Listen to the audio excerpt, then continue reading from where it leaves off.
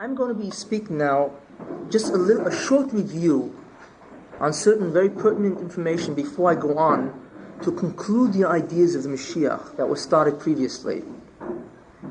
If you recall,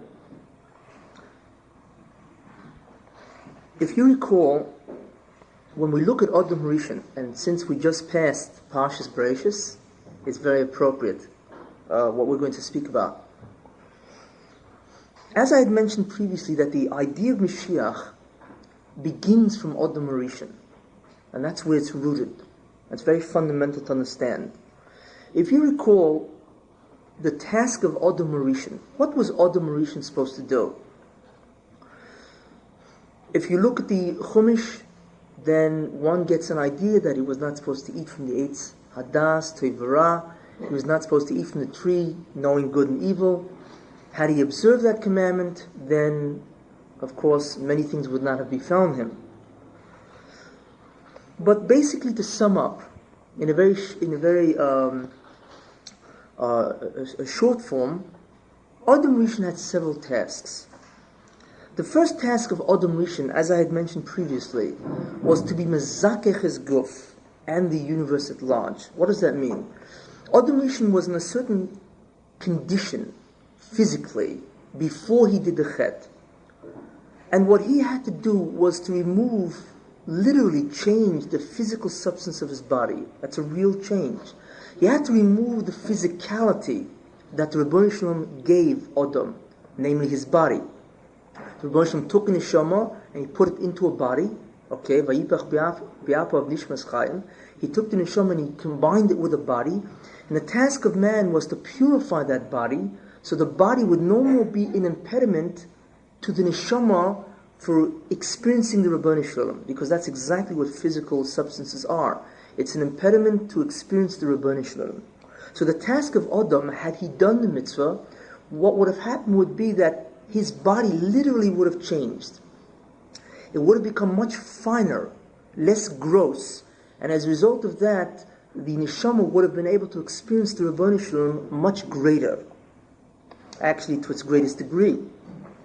So therefore the concept of zikach haguf presents itself, where the task of man was actually to change the material substance of his body and the universe at large.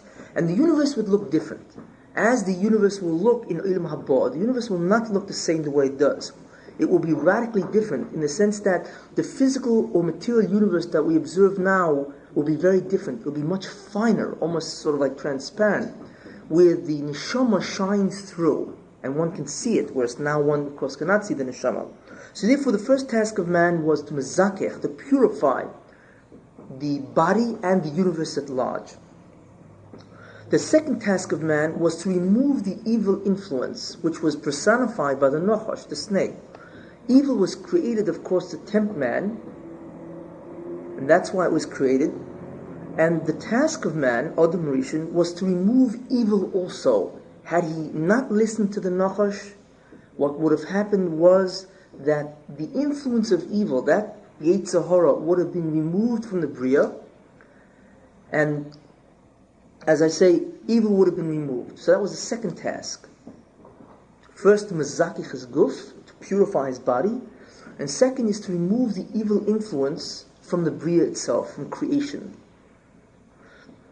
Now, what would have that have produced? Adam would have accomplished what's called the chisarn.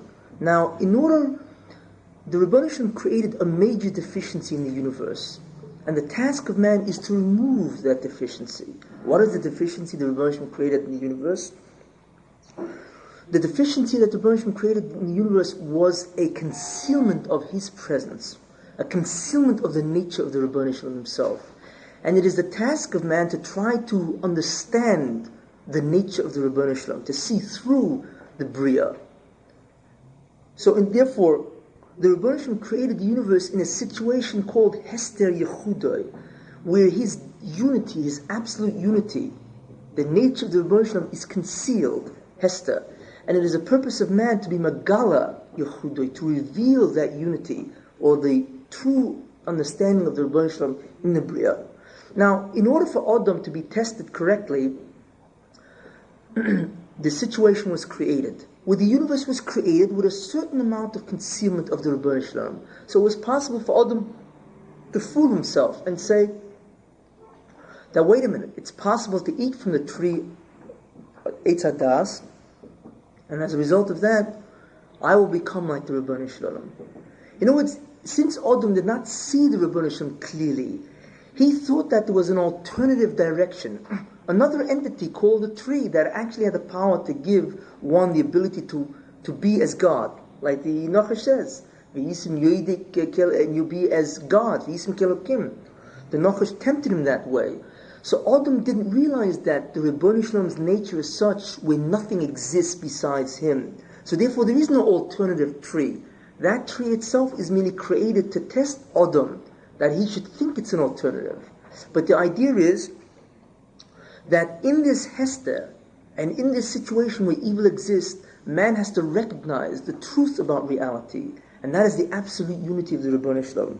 So therefore, the original amount of Hester, concealment, and the original amount of evil is the deficiency that the Rebbeinu Shalom placed. Adam had nothing to do with this deficiency. It wasn't his fault. The Rebbeinu Shalom placed him in this Bria, in this universe, already having a deficiency and a certain amount of evil in it. This is called Chassan, the original deficiency. So it was the task of man to remove this Hester, concealment, and therefore to remove evil. Now the concealment would be removed by Adam being Mazakich his guf in the universe.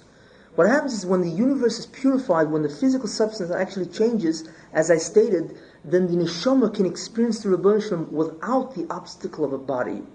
So therefore the concealment would be removed and the evil would be removed. This would be the task of man, to remove that original chassan.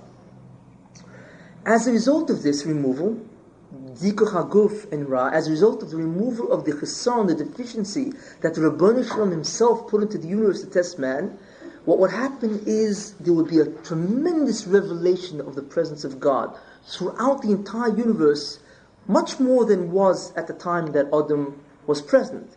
This would be called Gili Yechudoy B'Shleimus, a revelation of the unity of the Rebbeinu Shalom completely. And that would be Olam Haba. This is basically what the task of Adam Rishon was. Of course, Adam Rishon did not do that. He ate from the tree. Therefore, what Adam did is he increased the chassan, the original deficiency, and he did what's called kilkul, or pagam. He actually damaged the universe. In what way? Because by his chet, by his sin, he increased the amount of hester, or concealment of the presence of God. The universe now changed in two radical ways. That God's presence was much greater concealed, much more concealed than previously. And this was midah keneged midah, measure for measure. You insist on doing against God's will, which means that you insist on seeing yourself as also a divine entity that you can do whatever you want, not against the will of God. Therefore, the repercussion of that is that God conceals His presence even more. So now the test is even harder to figure out that the true nature of reality is that there's only the Rebbeinu Shalom. In other words, man made his test more difficult. He increased the deficiency and now it became a kilkul, a damage. In addition, what happened, the second major catastrophic event, was that the Sitra Achra, which means other side, the other side of Kedusha, he now became internalized in the body of man. Before he was external to man in the form of a Nachash. In other words, the Yetzer Hara was external to man in the form of a snake. He could tempt man, but only external to him.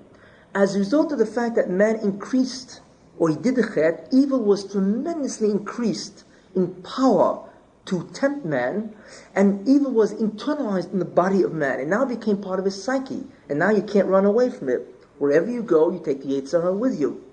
So therefore we see that evil, that the two major repercussions of the chet, or of the kilkul, the pagam, the damage in the bria, was a tremendous increase in hest, the concealment of the presence of God.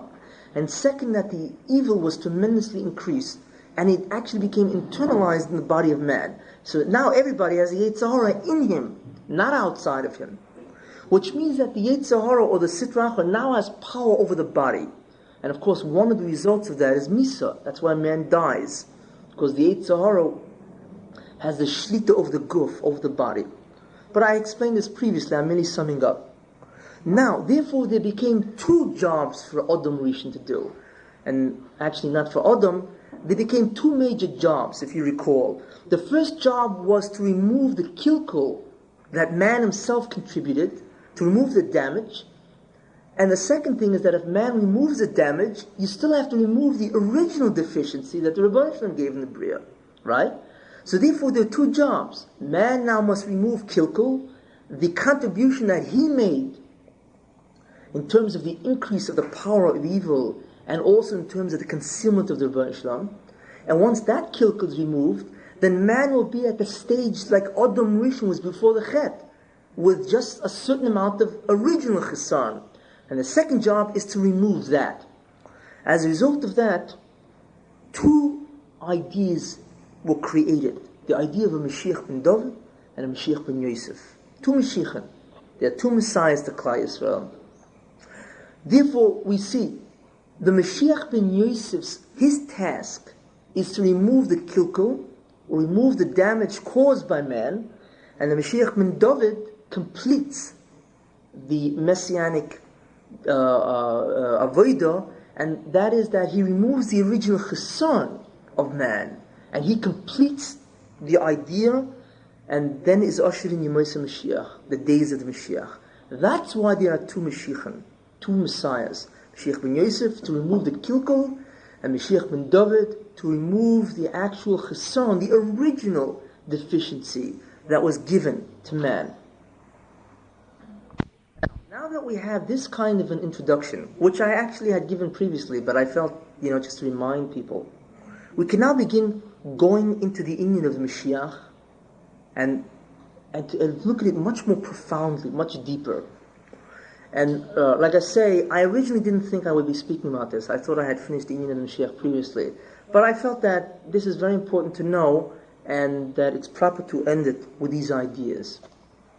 That's why I'm giving a shiur on this. In any case, we can look into the inyan of the Mashiach more profoundly. And when you do, you begin to realize that the Chumash is really a closed book. It's a very interesting kind of book, the Chumash, Sefer. It can be read on one level, but on another level, there's an internal story that is very different than the upper story. That's the way the Sefer is written, the Chumash is written, which shows us that the Chumash has many, many different levels of understanding. As we say, Pardes, Pshat, Remez, Drush, and Soid, that the Chumash has different levels of being understood. The Pshat, the plain meaning, the secrets, the illusions of it, and so on, and the way people expound it. But in any case, let us try to delve a little more deeply into the Chumash and see what does the Chumash say about what's really going on. Let's take a look at the beginning Parshas Bereshis, and we find an interesting story, of course, that Adam Rishon was given a commandment not to eat from the Eitz Hadas, Tevara, correct? So it says in the Chumash that there were two trees. One was the Eitz HaChaim, tree of life, that stood in the middle of the garden, and then close by, the Meforshim say that the Eitz Hadas, Tevara, was also in the middle of the garden, close by, but further away. And we have two trees in this Gan Eden, both approximately, or the Eitz HaChaim was in the middle, and the Eitz Hadas was very near that. So it's interesting to understand what's the idea of two trees, Eitz HaChaim, what's the idea of two trees? And why is one called the Eitz HaChaim and the other called the Eitz Hadas Tevara, the tree of the knowledge of good and evil? Other than what the story says, that if you eat it, you get knowledge of good and evil, and if you eat that, you live forever. Other than those ideas, is there any kind of deeper meaning involved in the name and the quantity of the trees? Also, they were both in the middle of the garden. They were not far from each other. What also is the meaning of that? To understand this, we understand that the Eitz HaChaim itself is really a symbol. A symbol of what? The Eitz HaChaim symbolically represents the Rebbeinu Shalom, because it's the Eitz HaChaim, it's the tree of life. It is the source of all being, the source of all reality. And of course, it's precisely in the middle of the garden, because everything emanates from the middle. So the Eitz HaChaim, as such, the tree of life, represents the Ribono Shel Olam, who is the tree of life. The Eitz HaChaim, the source of all existence to all beings. The Eitz Hadas, Tov Ra, the tree of knowledge, knowledge of what? Knowledge of Tov and Ra. What is Tov and Ra? One either has knowledge about the source of existence, or one doesn't have knowledge of the source of existence. That is what good and evil is. If you know the Ribono Shel Olam, that is Tov. If you know the Eitz HaChaim, that is the Tov. And if you don't know about the Eitz HaChaim, you don't know about the source of existence, you think you are the source of existence, that's called Ra. So it comes out that the Eitz Hadas Tov Ra is really the tree of knowledge. It represents man, the Eitz Hadas Tov Ra. That man has the knowledge of good and evil in him. He has the knowledge of the true source of reality, the Ribono Shel Olam. Or he may have the knowledge of Ra, evil, which that he is the source of reality, not the Eitz HaChaim. So you have the Eitz HaChaim as the Ribono Shel Olam, and you have the Eitz Hadas Tov Ra as man. The idea is that man, who is the knowing, must connect with the Eitz HaChaim. In other words, the Eitz Hadas and the Eitz HaChaim in truth become connected. In other words, in the beginning, reality was created such where you had the Eitz HaChaim in the middle of the garden, and the Eitz Hadas Tov Ra also in the middle, but further away. That being further away, or that short distance that it was away from the Eitz HaChaim, represents the amount of hester that was in the Bria, the amount of concealment, since it was away from the Eitz HaChaim. It had a great knowledge of the Eitz HaChaim, but was more limited because, again, it was away from the Eitz HaChaim. And the idea is that it's the tachlis of the Eitz Hadas, which knows Tov Ra, to ultimately merge with the Eitz HaChaim, which of course means man experiencing the Ribono Shel Olam directly, man experiencing God himself. This is the idea of why you have two trees, Eitz HaChaim and Eitz Hadas, because there is only two components in the Bria. There is the Ribono Shel Olam and the being that has to comprehend the Ribono Shel Olam. So you have the Eitz HaChaim, which is the source of all existence, the Ribono Shel Olam. The Eitz Hadas Tov Ra is man who knows good and evil, and the good and evil that he knows is either he knows the Ribono Shel Olam or he doesn't know the Ribono Shel Olam. He insists on seeing himself as the Ribono Shel Olam. And the ultimate purpose is that they have to join. And they are near each other, but not joined, because the task of man, of course, is to join with the Eitz HaChaim, which means, metaphorically, that man experiences the Ribono Shel Olam directly. That's dvekus, clinging to the Ribono Shel Olam. But in order and we find also that as a result, the Ribono Shel Olam is the mashpia. He gives out the influence, he sustains, and man is the makabel. Man receives that sustenance from the Ribono Shel Olam. So you have the relationship between makabel, mashpia, and makabel. The Ribono Shel Olam is the mashpia, means he influences or he sustains, and man is the makabel in the sense that he perceives that sustenance correctly. So he is the makabel of what the Ribono Shel Olam gives out. That's the Eitz Hadas Tov Ra, which is the makabel.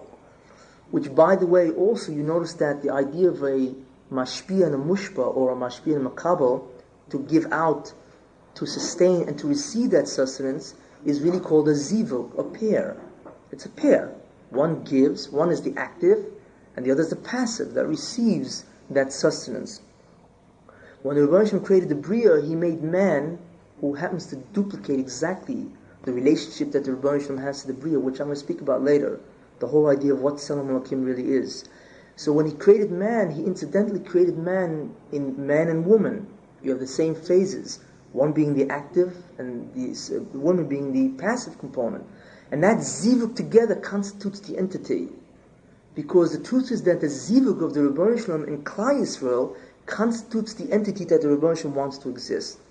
In other words, he created man the exact same way he relates to Klal Yisrael, which I'll speak about on a future date. But in any case, we understand now that the Eitz HaChaim and the Eitz Hadas Tov Ra metaphorically represent the Ribono Shel Olam and man, who has the knowledge of good and evil, and who ultimately will join with the Ribono Shel Olam. In other words, the Eitz HaChaim is what's called the pnimius, the inner principle, the inner idea. And the Eitz HaDas Tevara is what's called the Chitzonius, the external or the outer idea. And it's the purpose, or rather, when the Eitz HaChaim and the Eitz HaDas Tevara merge, you have the pnimius and Chitzonius getting together. Now, the only way that the Eitz HaDas Tevara gets together with the Eitz HaChaim is by removing Ra. So therefore it becomes the Eitz HaDas Toiv. And then it connects with the Eitz HaChaim. That is the metaphor of what the Eitz HaChaim and the Eitz HaDas Tevara signify. Why there are two trees, why they are named thus, and why they're in the middle of the garden, separated by a small distance, which indicates the amount of Hester. Now, let us interpret the metaphor. Let's go back to the idea of Adam Rishon, his task, if you recall, and what his chet did in terms of this metaphor. Adam Rishon, as I said, was supposed to mezakech the guf, purify the body, and remove Ra. In other words, Adam Harishon was supposed to remove the original chesan, which is the Ra connected to that tree. The Eitz Hadas Tevara, there's a certain amount of evil connected with that tree. He was supposed to remove that evil out, and it would be only the Eitz Hadas Tev. This was the one task of Adam. The second thing Adam was supposed to do is what? Purify the body. That would have meant removing the distance between Adam and the Rebbeinu Shalom. That would have meant, metaphorically, uniting the Eitz Hadas Tev with the Eitz HaChaim. That's what he was supposed to do. And that would have been, of course, a removal of the original deficiency that the Rebbeinu Shalom gave into the Bria. And as a result of that, the completion would have been that the trees would have been united, which means that man would be united with the Rebbeinu Shalom, Dvekus, and that would be the state of Olam Haba. It's an exact metaphor. How you see the Eitz HaChaim is an exact metaphor for the whole purpose of what man has to do. Now, Adam did not do that. Instead, he increased the deficiency, right? He damaged, so therefore he increased the distance between the trees, and he also increased the amount of evil in the tree. It was now Eitz Hadas, a little toiv and a lot of Ra.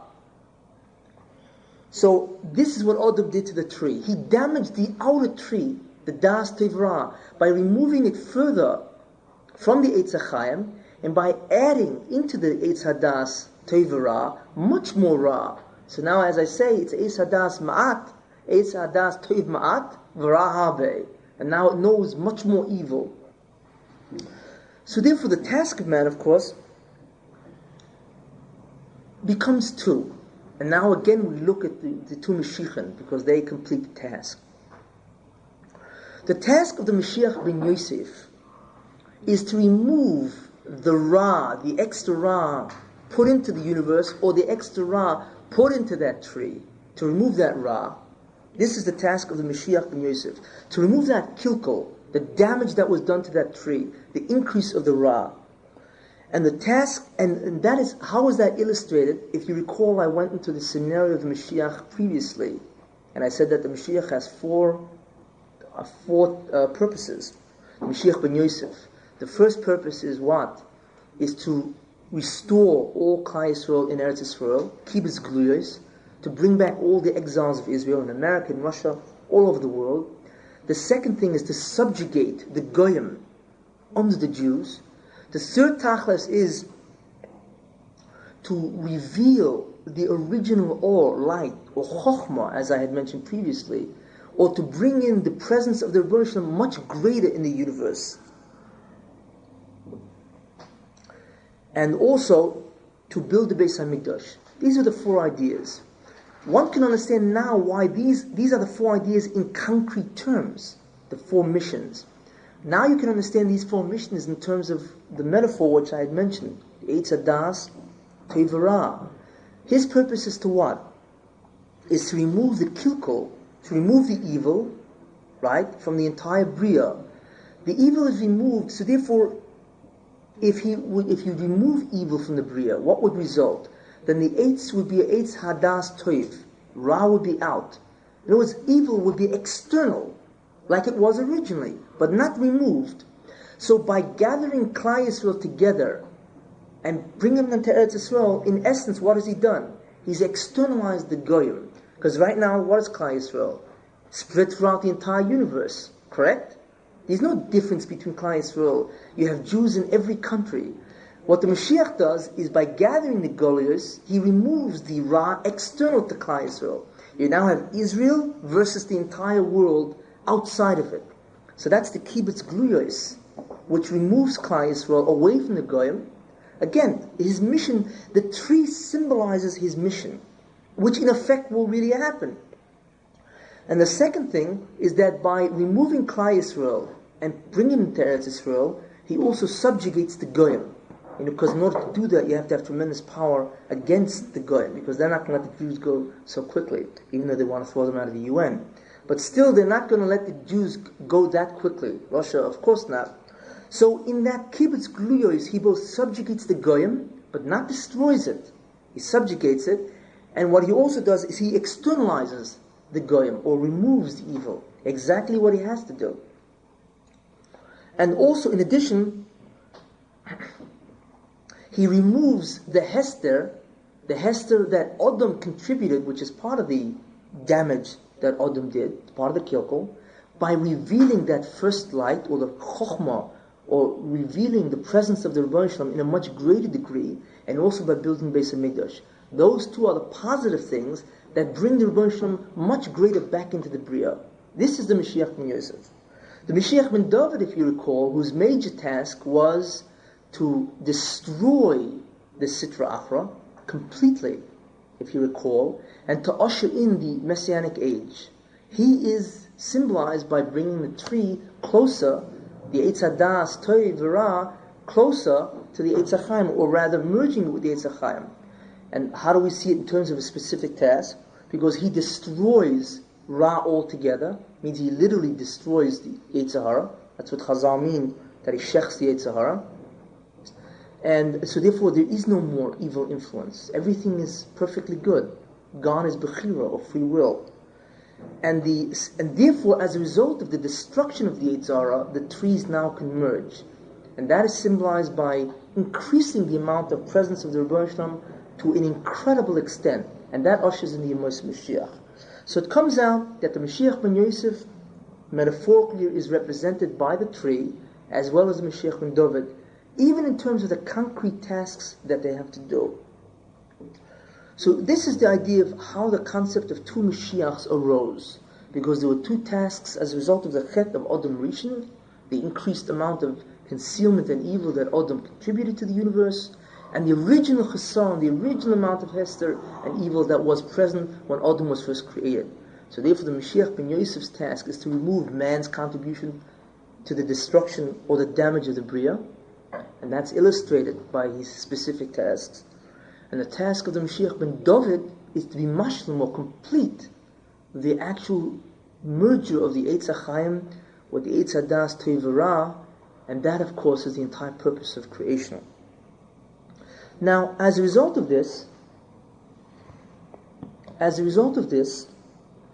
Adam did the chet, correctly, right? He did the chet, and of course the sin changed the universe radically. As I mentioned, it introduced the idea that the Yetzer Hara now became internal to man, and the second thing, it increased the concealment far greater than before. Now, the universe therefore needs a repair. That's what it needs. It needs a tikkun, it needs a repair.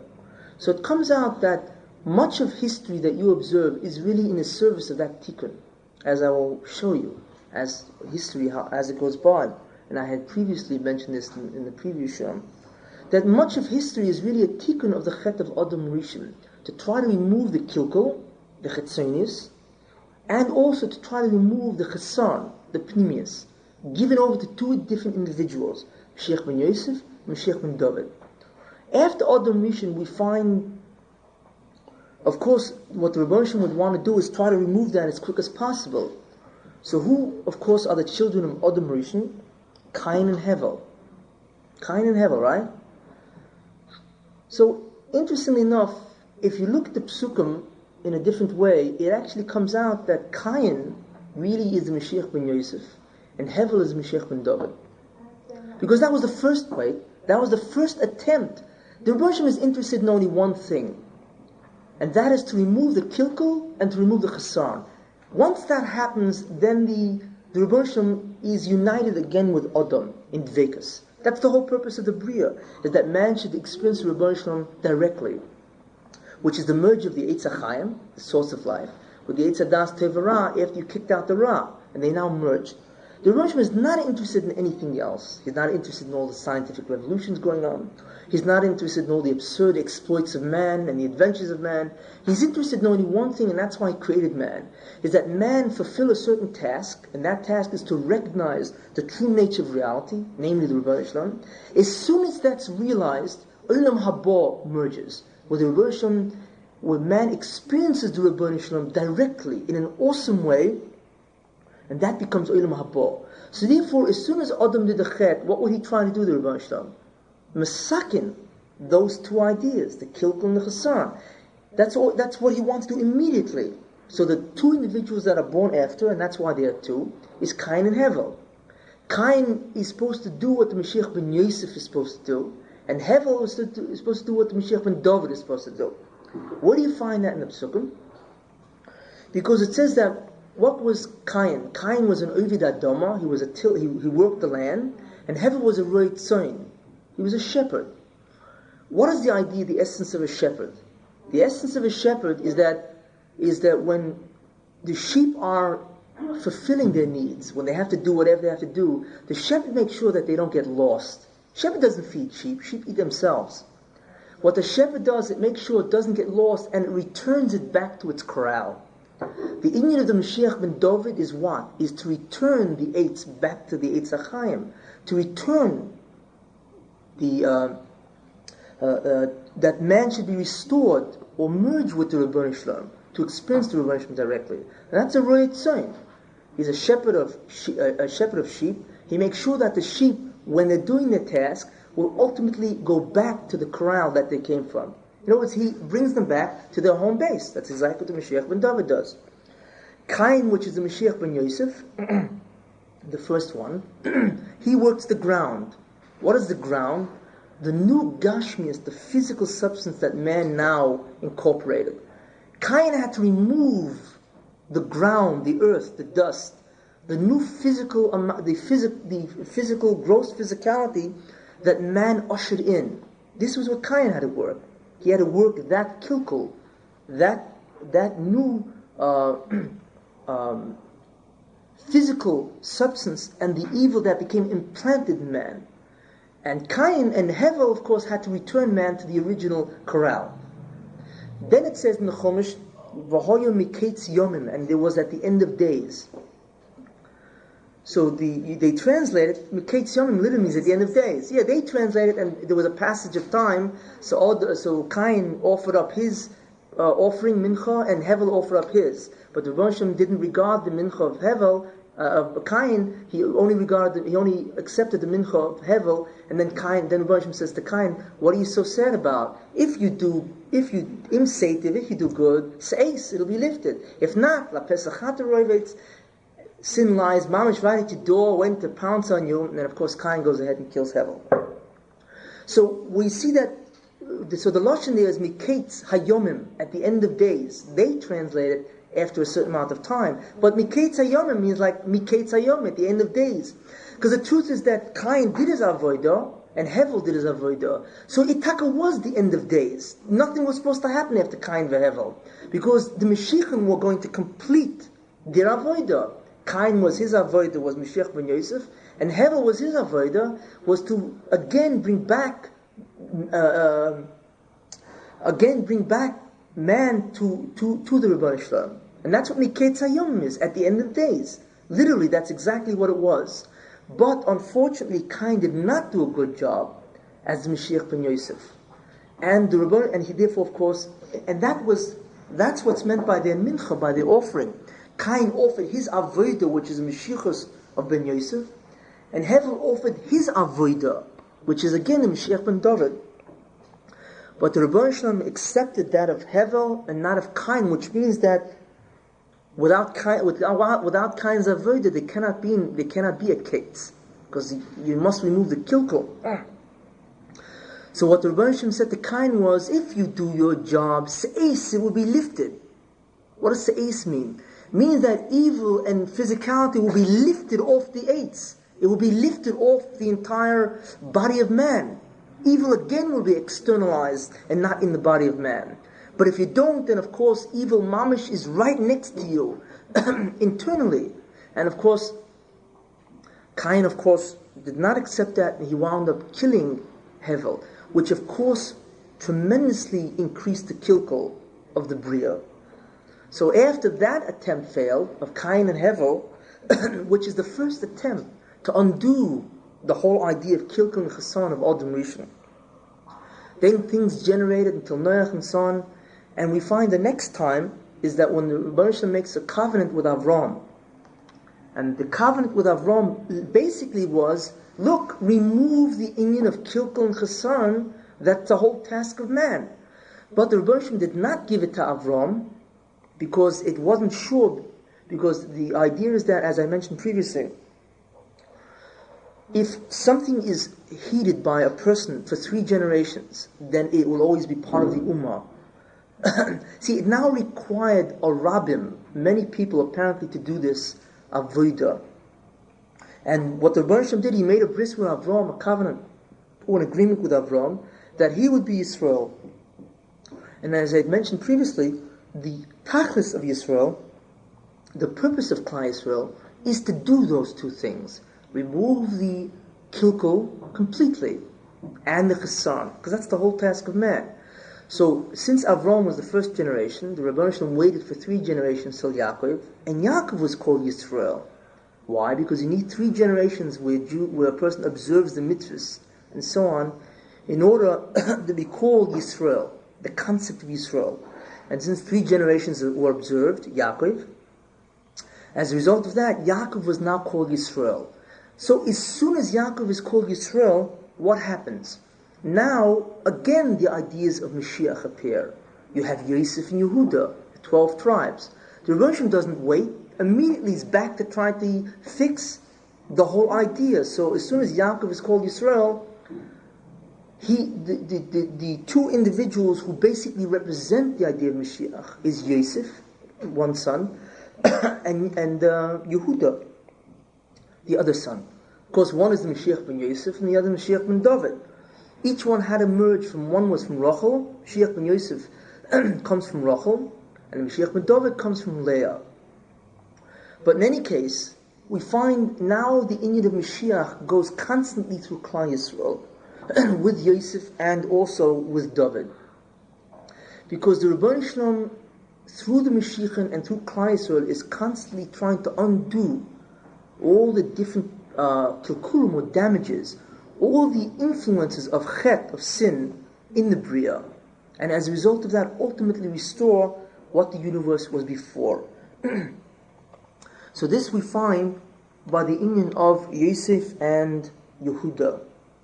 However, unfortunately, there were 2 major disasters that occurred to the Mashiach ben Yosef, and also a minor disaster that occurred to the Mashiach ben David. And with the understanding of that, one begins to understand a great deal of what transpires through history. The idea is that, if you recall, that Mashiach ben Yosef, the whole idea is to externalize evil, to subjugate evil. Well, Yosef was forced into Mitzrayim. Now, Egypt at that time, of course, was the greatest nation on earth. It epitomized all the evils that men were about. All the incest, all the avodah zarah, all the kishif, everything that men was about, Egypt symbolized that. So the task of the Mashiach ben Yosef, of course, is to subjugate that evil. And that's exactly what happened. Yosef went into Mitzrayim, into what's called the Klippas, into the Tumah of Egypt. And first he was a prisoner for quite a while, for 13 years. Then he became Sheni L'Melech in Egypt. So he subjugated Egypt as a result of that. And of course, he could not remove evil itself, so therefore he was only Sheni L'Melech. Pari was still above him, because it's not the task of the Mashiach ben Yosef to remove evil totally from the Bria, merely to subjugate a majority of evil. So as a result of that, so therefore the position or the history of Yosef really tells us or indicates to us what the whole idea of Mashiach ben Yosef, and that's exactly why these things transpired to Yosef. Because again, as I said, the tachs of Yosef is to subjugate evil. Okay, so therefore Yosef had to enter Mitzrayim to subjugate the greatest nation on earth, which epitomized basically most of the evil on earth, as Chazal say. So therefore, Yosef then went to Egypt to do that work, and he subjugated Egypt. However, there was a certain kilkel that arose. And what arose was, and this was a tremendous damage to the Mashiach ben Yosef. And from here we begin to understand why in the Gemara it says that the Mashiach ben Yosef dies, which I had mentioned previously. That the Mashiach ben Yosef dies, which I had mentioned previously, does not only mean that he dies. In other words, when the Mashiach ben Yosef comes and he does all these tasks, and then he's killed by Gog Magog, Gog from the land of Magog, or his other name is called Armilus, the Mashiach ben Yosef is killed after he becomes Mashiach. This is what the Gemara says. But I had mentioned previously that the Zohar says that the Mashiach ben Yosef will not be killed. Now, if the Mashiach ben Yosef does get killed, it doesn't mean that he's the only one that gets killed. It means that all of Israel goes back into the Golus after the Mashiach has come. And what the Gemara says, that the ones who will remain alive is Chad Be'ir, one in a city and two in a family, happens then. That's how great the disaster would be if the Mashiach ben Yosef was killed. Because here is the Mashiach who comes to save Klal Yisrael, right? And he succeeds, and then he himself is killed by the Goyim, namely Gog or Armilus. It's another name for him. So the disaster is not only to the Mashiach ben Yosef, but Klal Yisrael goes back into the Golus, and there's an incredible amount of catastrophe to Klal Yisrael, and then Mashiach ben David comes to save whatever's the remnant of Klal Yisrael. So obviously everybody has a vested interest in the Mashiach ben Yosef not dying, obviously. So the question is really, why does the Mashiach ben Yosef die? Who ever heard of something like that a Mashiach dies? And of course, what saves him? Why doesn't he die, assuming that he does have to die? But like I say, I felt it important to tell you what the significance of the Mashiach ben Yosef dying and what it means to Klal Yisrael. And for that, we now begin to go into these two ideas, that there were two major events that created the inyan of the Mashiach ben Yosef, the inyan of the Misa of the Mashiach ben Yosef. And as a result, to offset that death of the Mashiach ben Yosef, other things happened through history in order to correct or undo that idea. Now, in any case, I just want to summarize very briefly certain of the ideas that have been discussed so far, especially concerning the idea of the Mashiach ben Yosef. And I mentioned that Adam Rishon had several tasks to perform, and as a result of his chet, of course, not only did he not perform those tasks, but he damaged the Bria. And I mentioned that the idea of this is basically two ideas. In that the original deficiency of the universe, the chassan, was the idea that the Rebbeinu Shalom made a certain amount of concealment, and the task of man would be to remove that concealment of God. In other words, to understand that the Rebbeinu Shalom is the true source of all existence. That original amount of hester, or concealment of God's nature, in that sense, is called chassan. And man, by doing his sin, Adam Rishon, damaged that, and he increased the amount of concealment, and that is called kilkul. So therefore there are two levels of work. One is that man must remove the kilkul, or the amount of concealment of God's presence that he contributed. And the second is that once that has been done, then man will be back at the original level of what God contributed to the Bria, in order to give man a task. And man would then remove the chassan. And therefore what arose was two concepts, the Mashiach ben David and the Mashiach ben Yosef. Mashiach ben Yosef is the being or individual who will remove the kilkul, the damage that man did to the Bria, And the Mashiach ben David is the one who's mashlim the avodah, who removes the contribution that the Rebbeinu Shalom did, the amount of hester the Rebbeinu Shalom did. And we of course always ask for the Mashiach ben David because he is the second of the Mashiachim who completes the work. Now, I mentioned also the idea of Eitz HaChaim and Eitz HaDas Tevera, that those two trees symbolize the entire purpose of man, that man is represented by the Eitz HaDas Tevera. He is the one who knows good and evil, and the Eitz HaChaim is the Rebbeinu Shalom himself, and it's a task of man to remove Ra and become an Eitz HaDas Tev, and therefore to unite with the Eitz HaChaim. That's why there are only two trees, and the fundamental understanding is that the two trees are united, which is Dvekus. I'm going very rapidly now.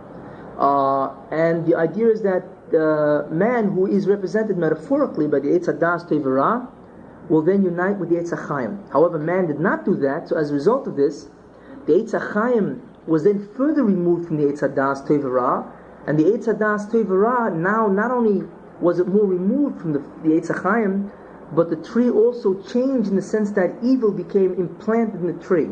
And that corresponds metaphorically to man. The evil in the Bria, or the Yetzer Hara, now became internalized in man. And then I mentioned Cain and Hevel, that Cain was the first Mashiach ben Yosef and Hevel was Mashiach ben David, and it did not succeed again. And then I began to talk about Yosef and Yehuda, and today is where I will really be going into that much more in depth. Now, as time went on, after the first attempt failed at restoring mankind to its original position, namely Cain and Hevel, I had mentioned that the universe proceeded again where mankind again did more and more chatoim, until the Rebbeinu Shalom made a covenant with Avram, which means that Avram is now the one to restore the Bria to its original status. That's what the covenant means, and it's symbolized by Milah, which is something which I will deal at another time, how it symbolized the entire idea. But in any case, and it waited, of course, till Yaakov, as I'd mentioned previously, that the idea is that if a tradition is held by 3 generations, that means it will never be lost by that family. And therefore, when Yaakov was born and he maintained the tradition of the mitzvahs, whatever was given to Avram, then of course he was called Yisrael, which is the people, or the idea of why the universe was created, for the concept of Yisrael. And Yisrael devolves upon anybody who is in agreement, or who will make an agreement with the Rebbeinu Shalom, that they are the people who accept the agreement. They will do the mitzvahs, and the Rebbeinu Shalom will give them Olam Haba. That's the concept of Yisrael. And Yaakov, since he held the tradition, and he was the 3rd generation, therefore he was called Yisrael. That's why Avraham and Yitzchak were not, because they needed 3 generations to make sure that that tradition would be held.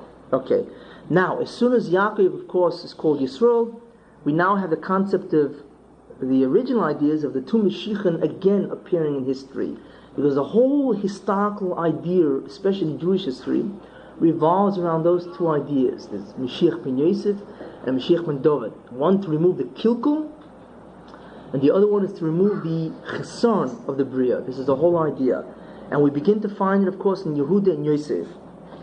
Now, the idea of Yehuda and Yosef, or rather the idea of Yosef, I'll enumerate actually.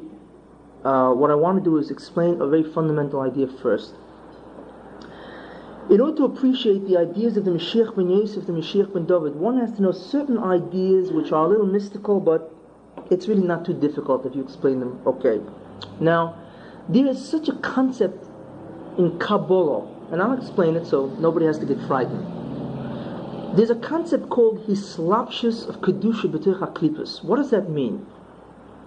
Well, first let me translate. It literally means that the Kedusha, the holy Shechina, which is the manifestation of God in the universe, clothes itself, or surrounds itself, or is engulfed by the Sitra Achra, the evil.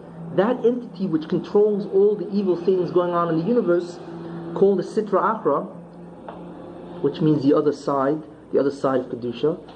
The Shechina is engulfed by this power called the Sitra Achra. That's what it means. It means that the Kedusha, the holiness, is enclosed or puts on the garment, hislapshus, lovush, to put on a garment of Tumah. Now, what does that mean? If you recall, the purpose of creation is that man has a definitive task. The Rebbeinu Shalom purposely concealed his presence from the universe. And the task of man is that he should realize who the real source of all existence is, and as a result, the physical universe would express that revelation, which means that the Rebbeinu Shalom would be perceived more in the universe. If man does chatoim or sins, then God would be less concealed in the universe, and physical universe would express that way. That you don't see the Rebbeinu Shalom anymore in terms of what's happening in history. This is the general idea, which is really elaborated on the previous tapes. But in any case, man controls the amount, or rather, man, Adam Rishon, controlled, and everybody controlled it until Avraham. Once Avraham made the agreement, nobody controlled it but Avraham and his descendants. And the only way Goyim can control what I'm going to speak about is if they become a Jew. That's the only way they have access. In any case, when a person who has that control by his mitzvahs or his averos, when he does a mitzvah, he can affect the Rebbeinu Shalom in the Bria. He actually brings the presence closer, in a literal sense. And historically, it manifests itself in many ways. When a person does a chet, or that individual that can have that effect, what happens is the Rebbeinu Shalom is concealed in the Bria, and as a result, history reflects itself in a different way. Now, that is metaphorically symbolized by what we call the hislapshus b'tech haklipus.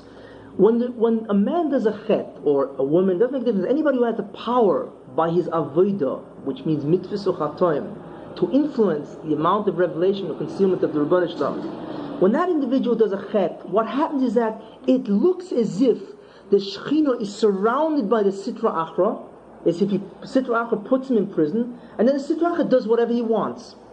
In other words, when the Sitra Achra, or the force of evil, when it can do whatever it wants, it looks like the Shekhinah is completely handicapped or incapacitated. So it looks as if what's really happening is that the Shekhinah is within the Sitra Achra, as if the Shekhinah donned clothing, and the clothing that it dons is the Sitra Achra. Okay? Now, the reason why we use the metaphor of clothing is because the identity of an individual is known through his clothes. All people who are naked, there's no difference between them. You can't tell a king from a pauper by the person himself. People are recognized, or identities are known by what kind of clothing they wear. So the levush is the identity. So therefore, in Kabbalah, it's referred to as a levush when we say that the Shekhinah is lovish in the klipa. Klipa means a shell, or it's a symbolic name for the forces of evil, the Sitra Achra. When we say that the Shekhinah is within the shell, or is clothed by the shell, what it really means is that the identity of the Shekhinah looks like it's evil. In other words, today, where I guarantee you the Shekhinah is b'tech haklipos, in the sense that the Rebbeinu Shalom is incredibly hidden from the universe, as we can look all around and see that all evil succeeds, and those people who are trying to promote good fail, basically. We therefore don't see the Rebbeinu Shalom. But we know the Rebbeinu Shalom has the power over everything, so it looks like the Rebbeinu Shalom is doing evil. In other words, his levush, his identity looks like a Sitra Achra. That's what it means. But of course, it's not true. Of course, it's not true. But the power which is given to the Sitra Achra, in other words, the Shekhinah is able to go under the subjugation of the Sitra Achra because man does averos, or especially Jews do averos. That's why it looks, or what happens is that the Sitra Achra takes its sustenance from that holiness, and it's allowed to, because man feeds the Sitra Achra by doing sins. So it looks as if the Shekhinah is wearing the garment of the Sitra Achra. This is what it means. Now, in that concept, it's very important to understand two ideas. One is the idea of a regular levush, or clothes, when you don clothing. And the second idea is the idea of chilul, substitution. And then we'll proceed back to the ideas of the Mashiach. When when something is enclosed by the sitra achra, in other words, when it's lovish in the klipa, that's what it means, then what happens is that, as I mentioned, historically things change. Because it looks as if the Rebbe himself is promoting evil, because that's his identity. And that's what the union of what we see today. But what that means is that historically, those individuals who try to promote the belief in God fail bitterly. And all good things fail, basically. In other words, those individuals who are trying to promote man's understanding of God as being the only source of all, hasogas yichudoi, the comprehension of the absolute unity of the Rebbe Shalom, they fail. That's what happens when the Shekhinah is within the Klippa. In addition, and that's one side, and those people who are trying to promote evil, and what is evil? The concept that man is a god, man controls the Bria, like the Torah says, that man is responsible for all his actions, independent of the Rebbe Shalom. That's Hesti Yechudoi, that's the concealment of the unity of God, because man declares that God is not unique, he's also as great as the Rebbe Shalom. That results, both of these things result as a result of the fact that the Shekhinah is inoperative, that the Sitra Achra clothes the Shekhinah and can do whatever it wants with the Shekhinah. So therefore, those people who promote Hasagas Yechudoi fail, and those people who promote Hesti Yechudoi succeed. That's the result, really, of what goes on when the Shekhinah is within the bounds of the Sitra Achra, which it allows itself to be because of the actions of man. Now, there are two ways that an entity, whether it be the Shekhinah or a Neshama, because a Neshama can also be within that Klippa or surrounded by the Sitra Achra. There are two ways. Sometimes there are two things that can happen. Either the let's say the Shekhinah or the Neshama, a soul, is bound by the Sitra Achra, but it's imprisoned. The Sitra Achra does not derive anything from it. What the Sitra Achra does, it does not allow the Neshama to experience any connection with the Rebbeinu Shalom, of which it would deserve because of its lofty stature. So therefore it sits like in a prison, and the Sitra Achra envelops it and doesn't allow that Neshama to experience the Rebbeinu Shalom the way it should, as a Neshama should. That's one kind of hislapshus, or actually being taken prisoner, being clothed. The second kind of hislapshus is far worse, and that is when the Sitra Achra not only is able to keep that Neshama from experiencing the Rebbeinu Shalom, and therefore there's tremendous pain to that Neshama, okay, but it's able to unique, or actually take the power of that Neshama and use it for its own end. That's called chilul, substitution. It's actually able to take the kedusha that this Neshama should experience, and it can take that kedusha and use it for its own ends, which is the opposite, of course, of what the Neshama would do. The Neshama would experience the unity of the Rebbeinu Shalom, Hasagas Yichudoi. The Sitra Achra takes it and reverses it, and uses that power to actually conceal the presence of God from all mankind. So that's called a chilul. The second one is, of course, far greater than the first, because the first one does not affect the Bria, the universe at large. The second one means that the Sitra Achra, the Yetzer Hara, the Malcham, I don't care what you call him, he can now go from one end of the earth to the other, destroying individuals who want to promote the revelation of God. And he gives success to all individuals, the Arabs, Russia, whatever you want. However, and I enumerated before what that means. He can give success to all those kind of individuals that are incredibly evil in mankind, and he derives that power from the neshama itself that he has within its binds. Now, the whole relationship of how the Sitra Achra works is for another time, but basically it's a seesaw effect. When Kedusha is subjugated, it means it can benefit from its power. If Kedusha is above, then the Sitra Achra is below. It's a seesaw. That's why when Yitzchak told Yaakov and Esav, he said, when you will do the will of God, then you will be supreme. If you don't, then Esav will be supreme. And he will be able to subjugate you. That's the seesaw effect. If people do mitzvahs, then Kedusha reigns. And the Ra is nichna. It's subjugated underneath the forces of good. and it's powerless. If the only way that evil or the Sitra Achra can maintain its power is if people do a chet, if Yidden do a chet. That's the way it gets its power. So it subjugates them, that's called hislapshus, where it dons them, they don the Sitra Achra's clothing, and it actually receives the power of the Kedusha that they would receive, it receives to do its own ends. And that's the condition that the Rebbeinu Shem created the universe. It's one or the other. There's no such thing as an in-between. Either evil reigns or good reigns. There's no such thing as in-between. That's the seesaw effect that was revealed when Yitzchak told Yaakov, if you do the will, good, then he's under you. If you don't do the will, then he will subjugate you. That's the way it goes. Now, once we understand that, now we can begin to go into the idea of Yosef. Now, that concept is important to understand, even though I don't think it was too difficult to understand. But it has its metaphors, but concretely it has definite meanings, which is, of course, what we have to understand. Is the seesaw effect between the Rebbeinu Shalom, or the Shechina or Neshamas, and the Sitra Achra. There's only one is dominating any one time, and that's the entire structure of the Bria. Now, I mentioned that as soon as Yaakov, after he was called Yisrael and so on, you now have the concept of Yehuda and Yosef. Immediately the Rebbeinu Shalom goes back to trying to correct that which was done by Adam Rishon. Because that's the only thing that interests the Rebbeinu Shalom. Because after that's corrected, then the messianic age can be ushered in, and eventually Olam Haba. So Yehuda wasn't the idea, Yehuda was the Mashiach ben David, and that's why he was Malchus.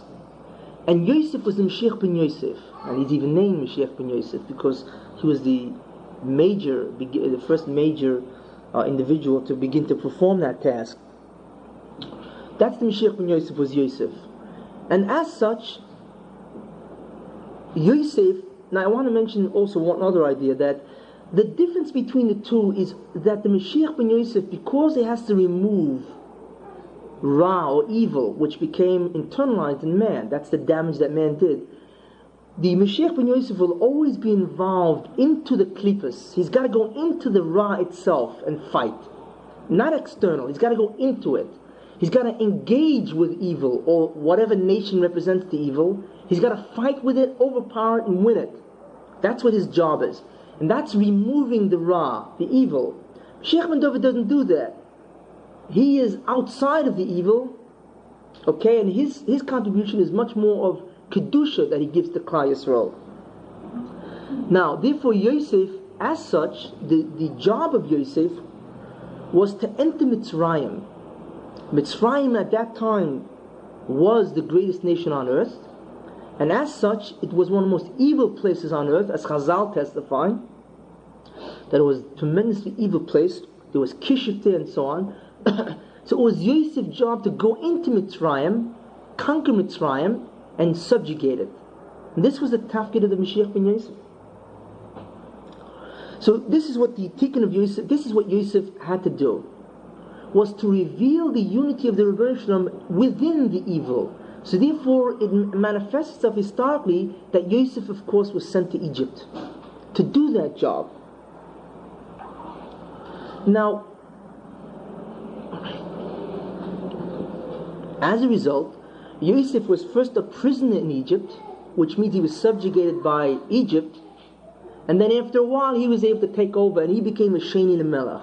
He literally became the second man to the king, and the only one above him was Paro, like Paro says, that you will control everything except, myself, except Paro. However, in other words, the idea of the Mashiach ben Yosef was to correct, as I mentioned, the kilkul of Adam Rishon. Now, Adam Rishon was Mekalkel the Bria in what's called the Yesod, the foundation. Why? Because the foundation of the universe is the Rebbeinu Shalom. Foundation is the bottom, the source, that from which everything emanates. And Adam Rishon covered that foundation by choosing to eat from the tree Eitz Hadas Tov Ra, and feeling that he was also somebody besides the Rebbeinu Shalom. What he did, of course, was concealing from himself that the Rebbeinu Shalom was the Yesod of the Bria, the foundation. As such, Adam Rishon therefore concealed this foundation. Okay? And therefore the tafkid of the Mashiach ben Yosef would be to reveal the yesod, or the foundation, which is the Rebbeinu Shalom. That's what it means, metaphorically. To reveal the yesod of the foundation means to magala the yichur of the Rebbeinu Shalom throughout the Bria. And therefore what Yosef was supposed to do is enter Egypt and to bring the recognition of the Rebbeinu Shalom throughout, and that would be the tikkun of the yesod, to correct or to fix the foundation of the Bria which was damaged by Adam. That's what was damaged.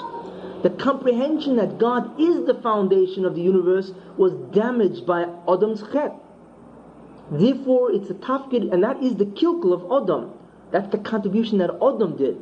Therefore, the Mashiach ben Yosef, who has to correct that, what he's going to do is masakin that yesod, correct or rectify the damage to the yesod, and be magal yechudot. Therefore, what Yosef was supposed to have done is go into Egypt, be subjugated, and rule it, which he basically did. Then, what would happen after that is that Klal Yisrael would go through Egypt. They also had to go b'toich HaKlippos. Israel, right? We were in Egypt for 210 years. Why? Because again, Klal Yisrael had to go into the evil.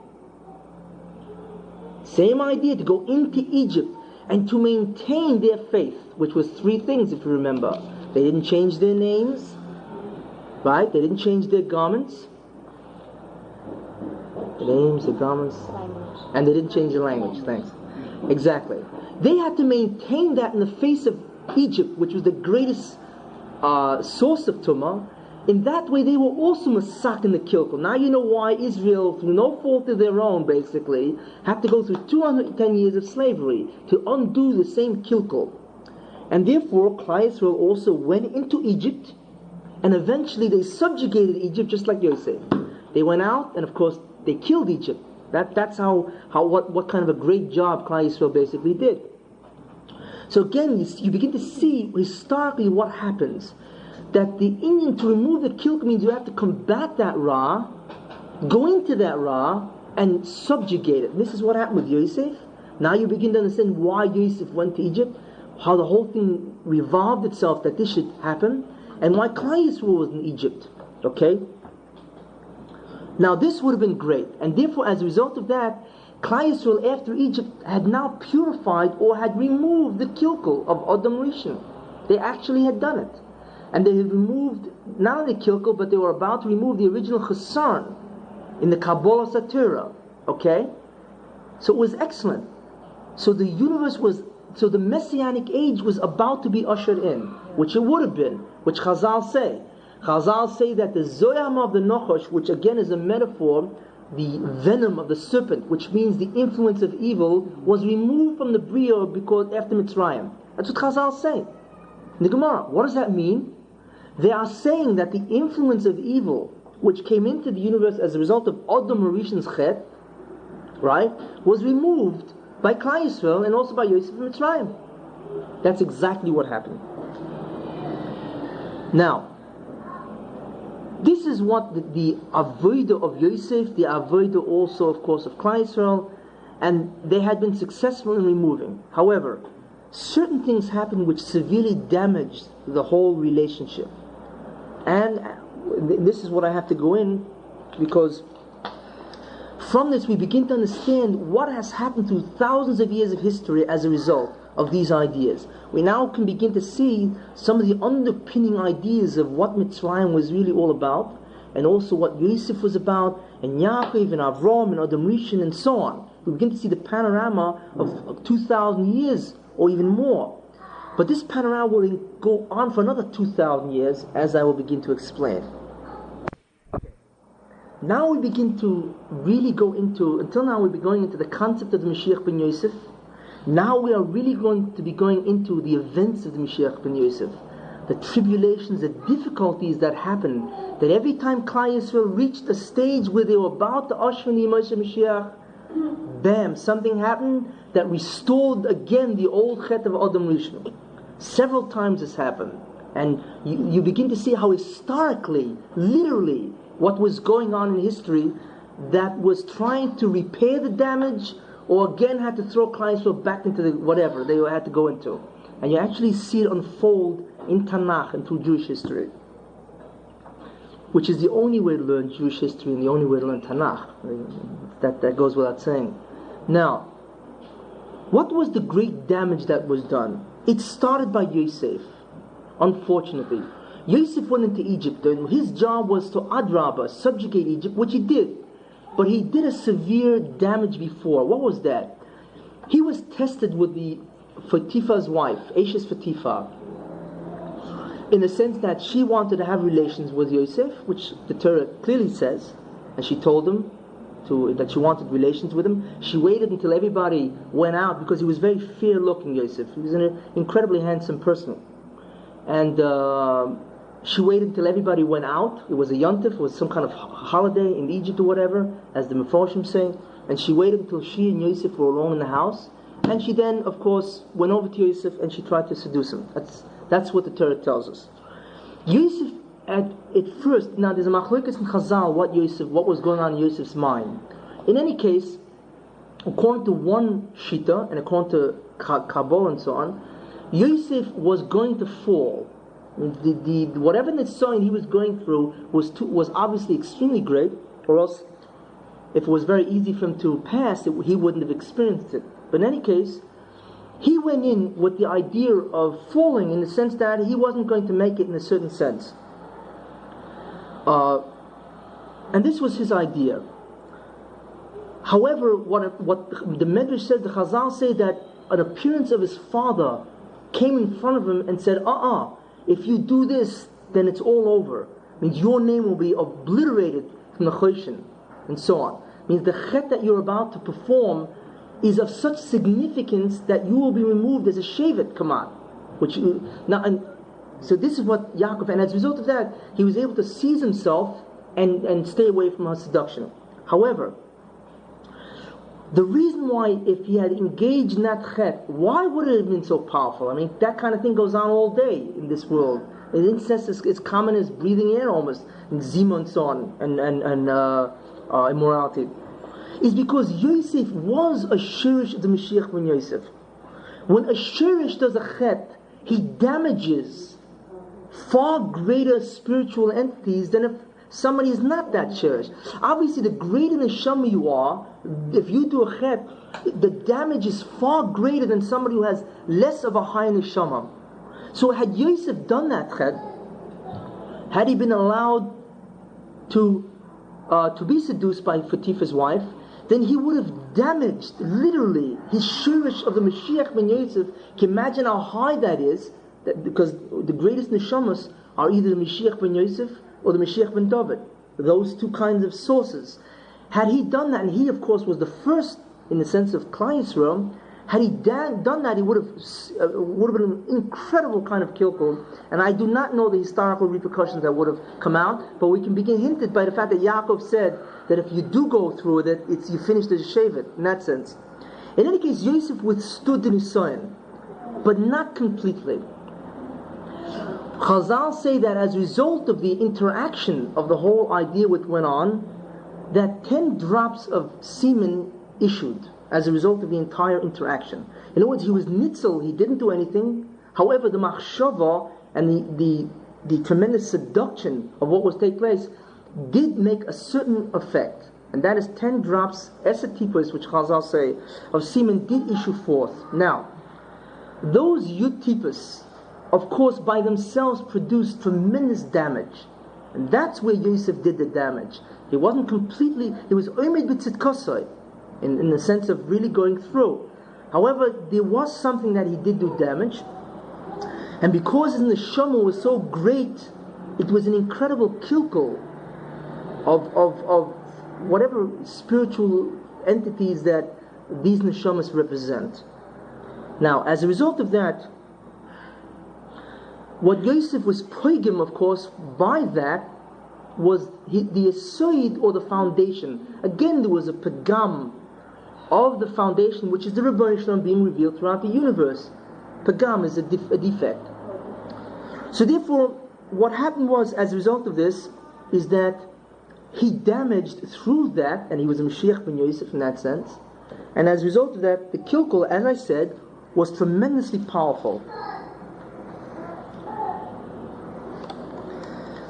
What that means is that the amount of what happened is, as a result of that, is that the Sitra Achra got a true chilul.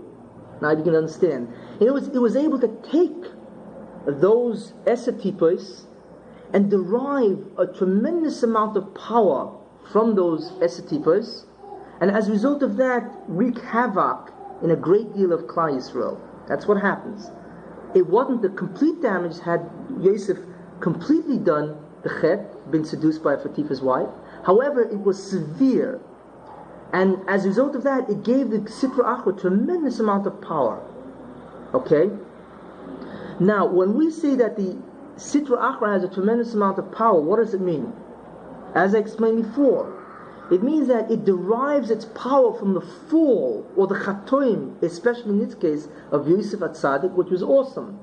Therefore, what that would mean is that the individual who represent the Sitra Achra, who are that? The Goyim. Because the Goyim, by the majority, try to promote evil, tremendous vicious in the Bria. So when the Sitra Achra gets power, what does he do? He uses those individuals who want to be evil, and therefore represent them in that sense. They choose to represent them, and he gives them power to subjugate Jews. That's exactly what it means. So therefore, that idea of the esotipos gave the Sitra Achra tremendous power, and what that would mean is that 10 tzaddikim would have to be killed. What it means is that, which let me explain this before I get to that, as I said, the Sitra Achra receives a tremendous amount of power because of the Kedusha, which was hidden, again, b'toch haklipos, which means that the chet of Yosef, in that sense, was able to give the Sitra Achra that power. Therefore, it expresses that power through Goyim. Now, what is the greatest expression of a Goy's ability to be Masti Yechudai? In other words, if the Sitra Achra has power in a tremendous sense to hide the concealment of God's presence, right? And it manifests itself through Goyim. That Goyim now can do something which will tremendously conceal the presence of God. What act can they do which is the most powerful act of all of Hesti Yechudai? And the answer is killing Jews. There is no greater, that's what the ultimate power of the Sitra Achra is. The Sitra Achra tries to get Eden not to do mitzvahs, so it has conservative movements and reform movements. There's many ways to shake Jews and try to tempt them from not doing mitzvahs. But the greatest way he can do is by getting the Goyim to kill the Jews. That is the greatest Chil Hashem of all, because it indicates where is God if his own people are being slaughtered. That's what Peter said, I have killed the God of Israel, because that was a logical conclusion. I could not have destroyed the Jews if I hadn't killed the God of Israel. That is the right that I killed God, because if he's so powerful, he would never have allowed me to kill his own people.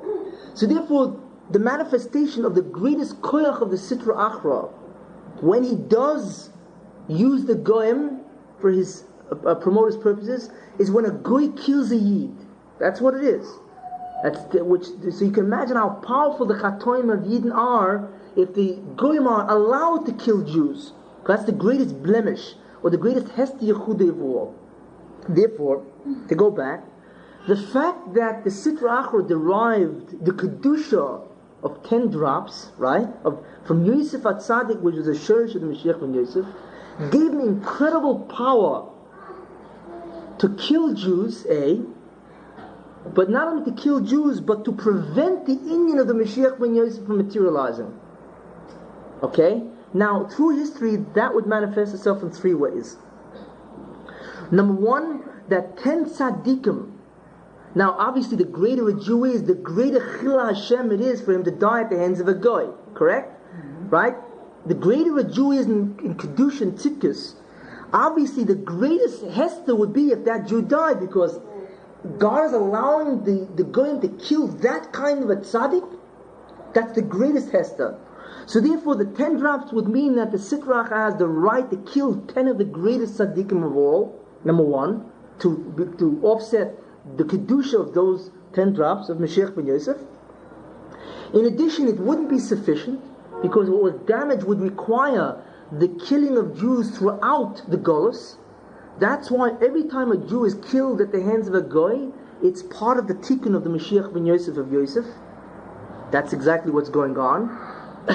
And the third incredible power that the Sitra Achra derived from Yosef's Chet is that in the end, the Mashiach ben Yosef, after he has been the Mashiach, get killed by Armilus. Armilus is Goy.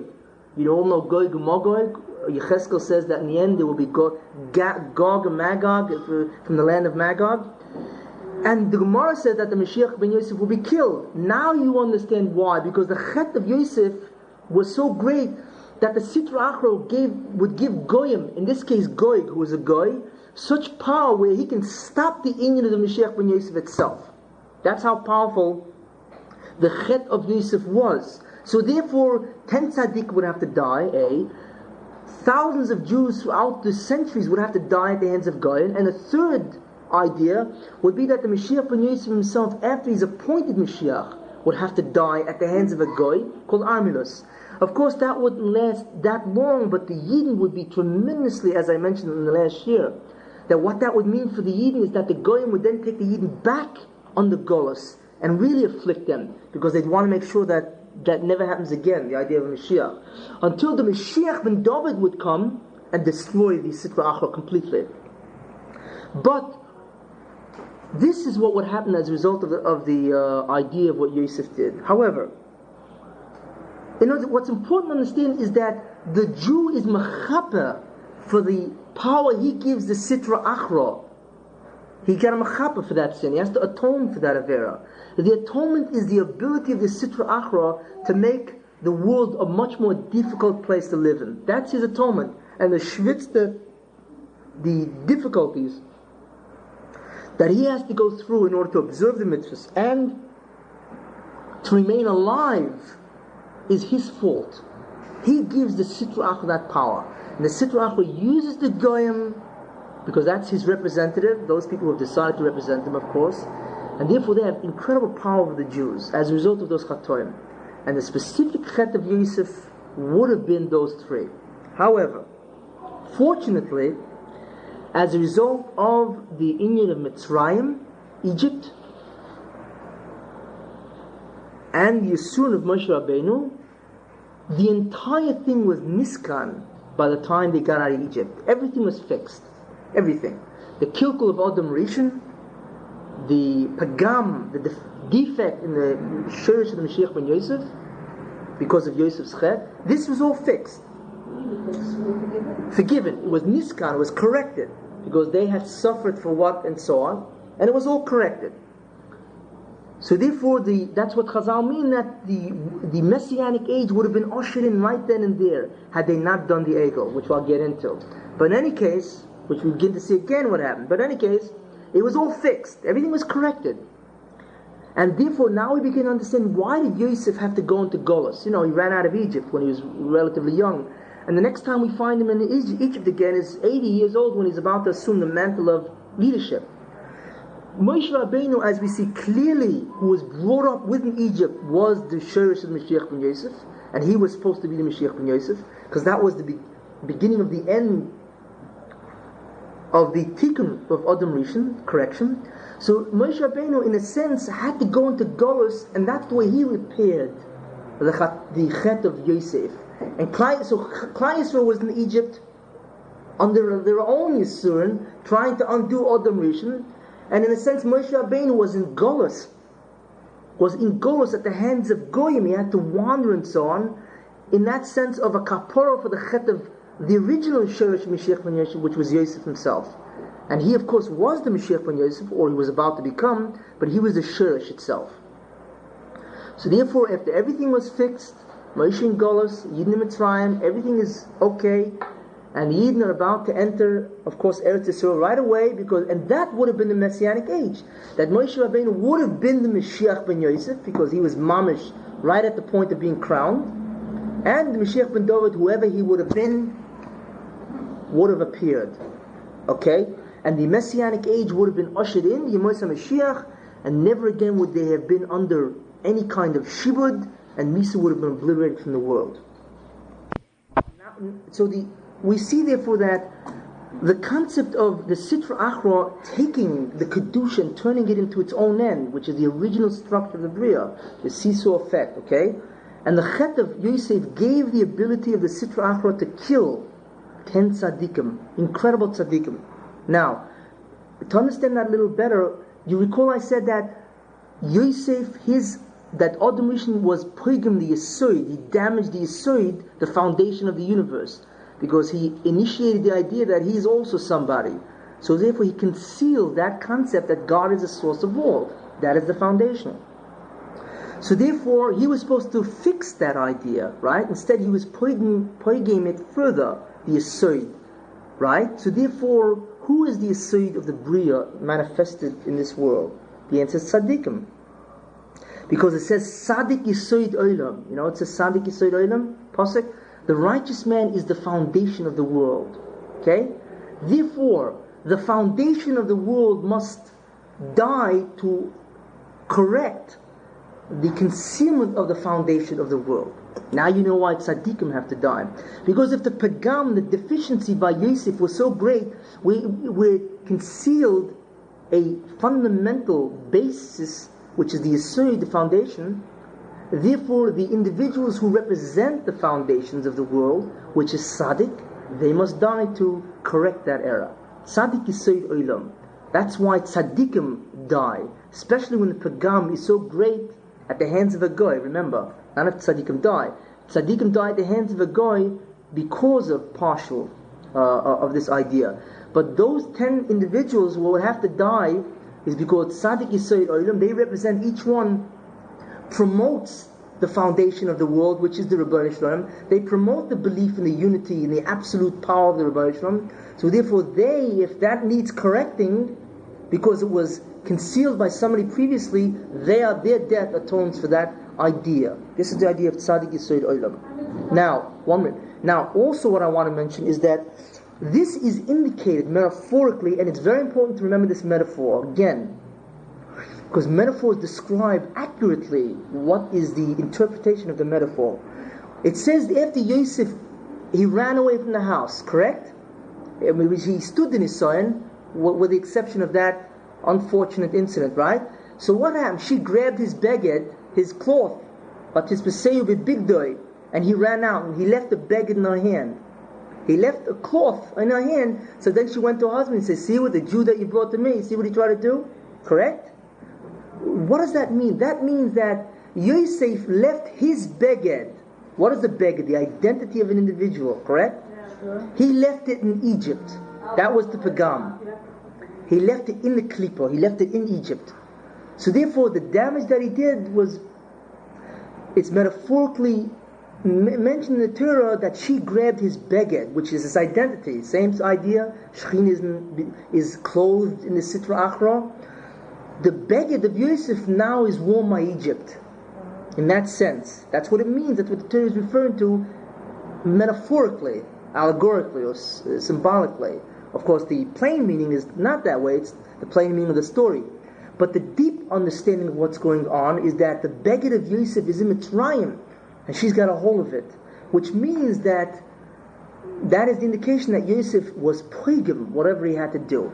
He was supposed to correct that misunderstanding that God is this, the understanding that God is the source of all. Instead, he left it in Mitzrayim, in the hands of the Sitra Achra, and they now have the clothing. But as I say, this was all corrected.